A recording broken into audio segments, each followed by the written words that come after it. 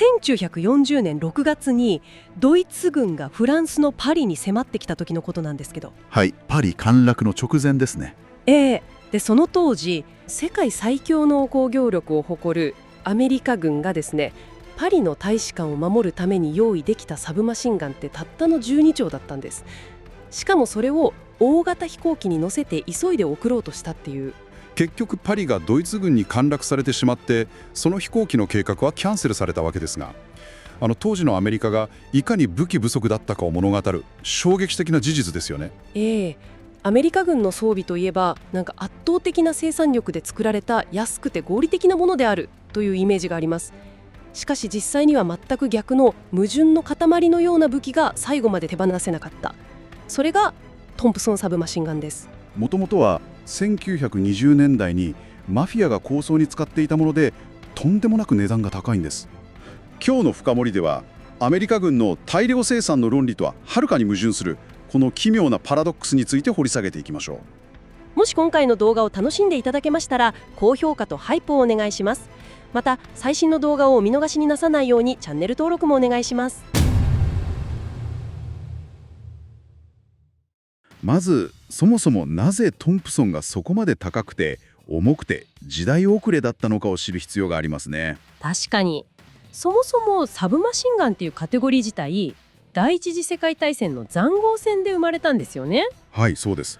敵を一掃するためのコンセプトですね。塹壕っていう地面に掘った狭い溝の中でバラバラと弾をばらまいて敵をなぎ倒す、いわばほうきのような扱いだったっていう記録を読んだことがあります。その通りです。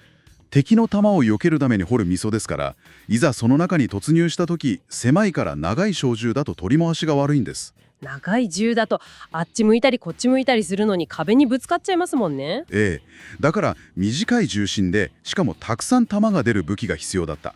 それがほうきのように敵を吐き散らすという意味で使われたんです。なるほど。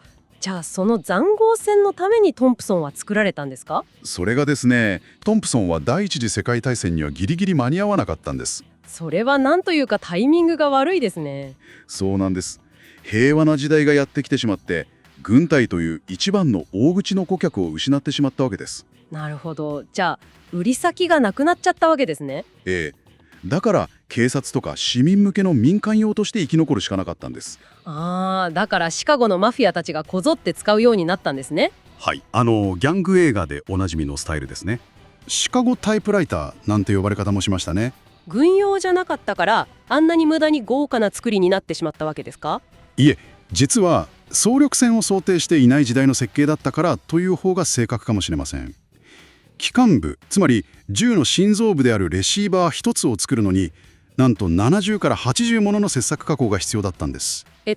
それってつまり鉄の塊を一つ一つ機械で削り出していくってことですよね。その通りです。まるで鉄の彫刻作品を作るみたいな手間じゃないですか？それ戦争向きじゃないですよね。いや本当にそうなんですよ。職人の技と貴重な工作機械の時間をたっぷり使って作られていたんです。それは高くなりますよね。さらに厄介なことにトンプソンはブリッジの原理と呼ばれる無駄に複雑なロック機構を採用していたんです。そのブリッジの原理、具体的にはどういう仕組みなんですか？簡単に言うと、くさび型の金属部品が噛み合ってですね、弾が発射されてから薬室っていう弾の入っている部屋が開くのをほんのわずかな時間だけ遅らせるための仕組みなんです。弾を撃った瞬間のものすごいガス圧がかかっている間だけ薬室をロックして、圧力が下がったらロックを解除するっていうことですか？これによって重くて複雑なバネのメカニズムに頼らずに人の手で持ち運びできるくらいまで銃を軽くすることができたんですよ。なるほど。それは当時としては画期的だったんですね。はい、画期的でした。しかしですね、実はそのブリッジ氏の原理は全く意味がない不要なものだったと後にイギリス軍が指摘しているんです。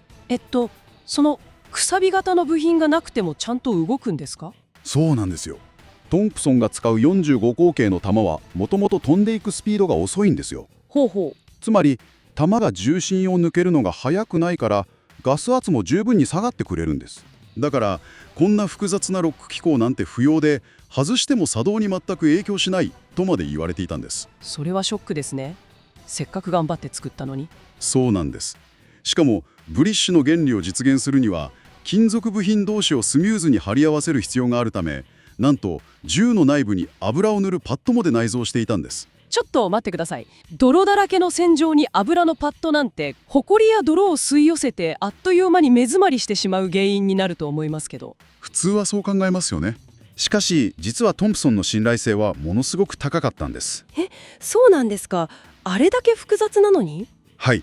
1922年に行われたテストでは、なんと1万5000発もの射撃が行われたにもかかわらず、作動不良自体は一度も発生しなかったと報告されています。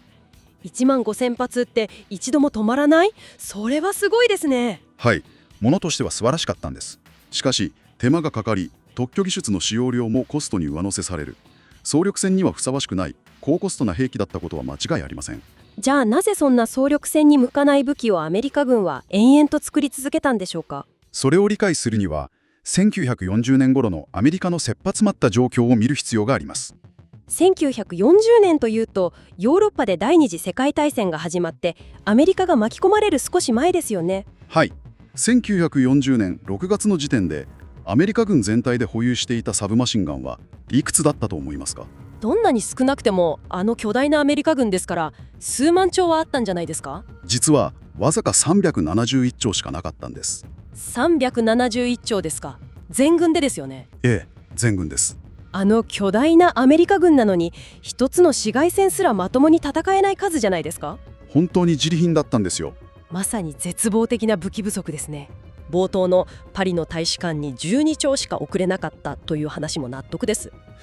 だから焦った海兵隊や沿岸警備隊なんかは別の45口径のサブマシンガンとしてレイジングというモデルも調達したほどです。ええ。とにかく数をかき集めるのに精一杯で、すでに実績のあるトンプソンを除外する選択肢はなかったんです。なるほど。でもその371丁というどん底の状態からどうやってあんなに大量にトンプソンを用意できたんですか？トンプソンのメーカーは工場をフル稼働させたんですか？実はですね、トンプソンの開発元であるオート・オーダナンス社は自分たちの工場を持っていなかったんです。ほう、今でいうファブレス企業ですね。設計だけして作るのは別のところに任せる。ええ。もともとはイギリスやフランスから大量の注文が来ていて、サベージ社などの重機メーカーに生産を委託していました。はい。しかしアメリカ自身が本格参戦することで自国向けにも大量に作らなければならなくなった。重機メーカーだけでは全く手が回らなくなったんです。重機メーカーがパンクしたらもう作れないじゃないですか。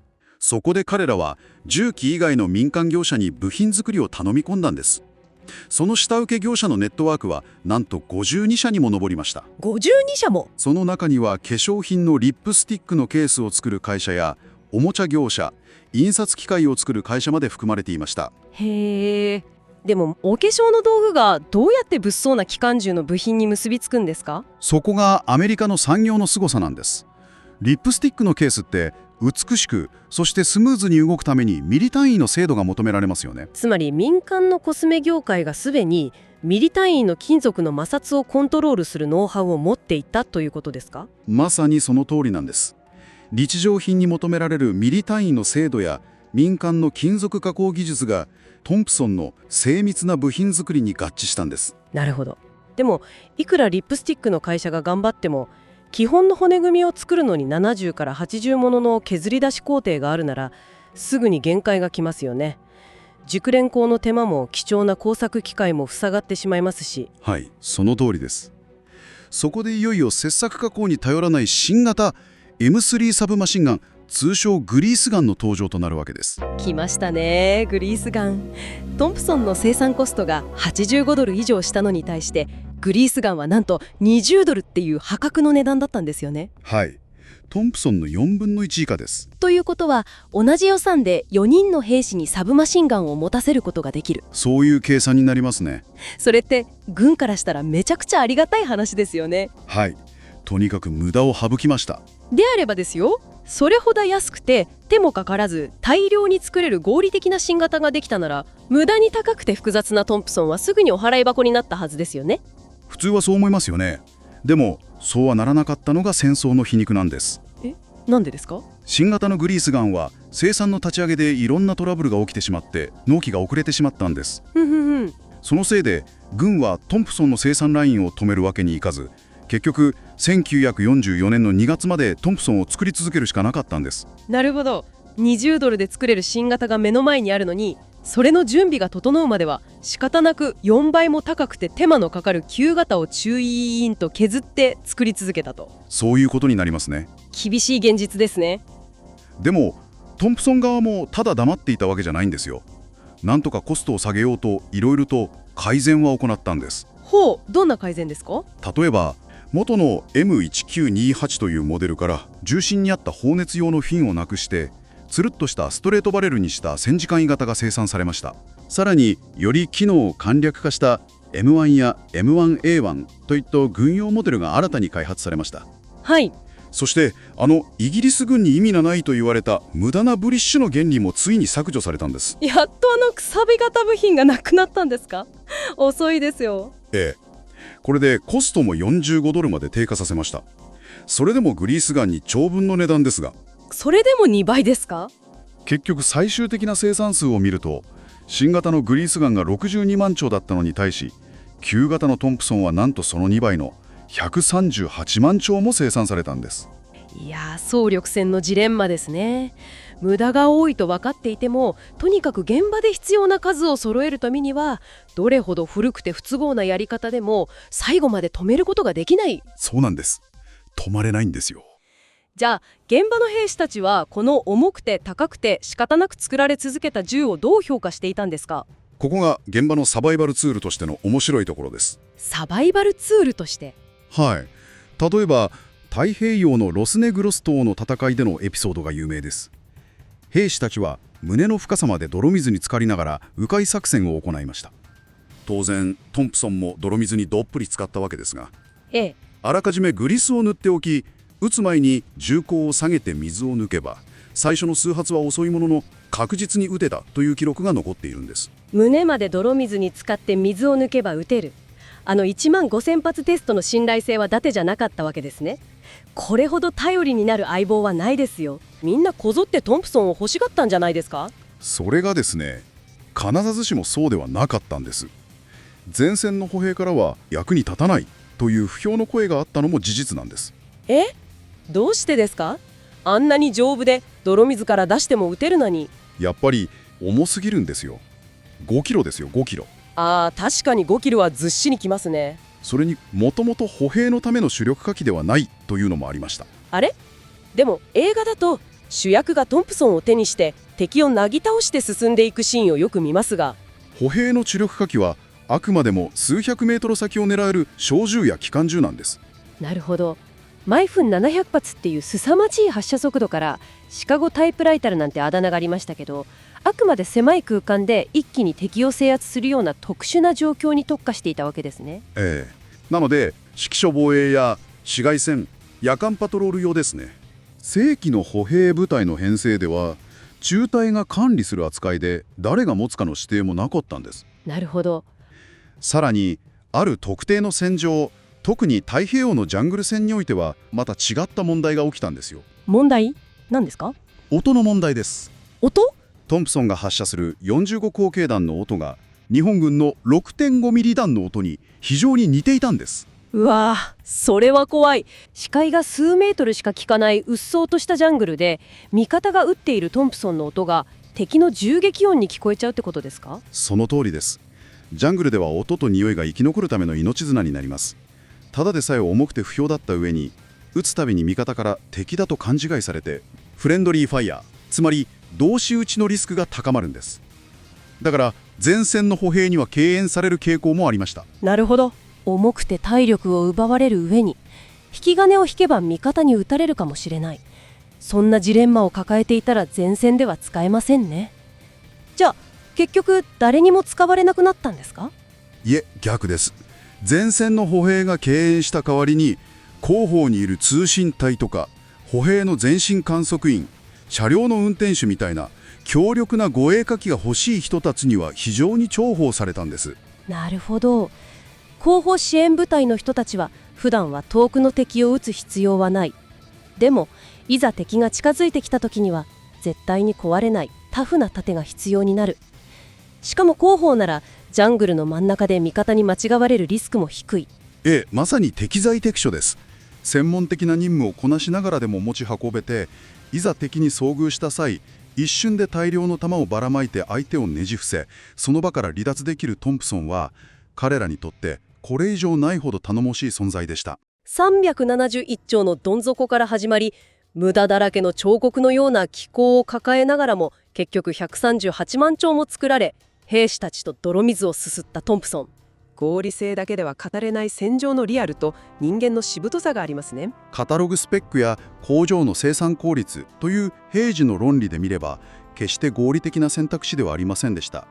しかし、とにかく頑丈で確実に弾が出るというたった一つの、しかし戦場において最も重要な一点において、軍の期待に最後まで応えきったんです。効率やコストダウンっていう平時の論理と、泥水の中でもとにかく生き残るっていう戦場の論理、その2つが激しくぶつかり合った結果、歴史に深く名を刻むことになったわけですね。いや、素晴らしい適材適所の結末です。今回の探求はここまでです。後継であるグリースガンについては別の動画で詳しく紹介していますので、そちらもぜひご覧ください。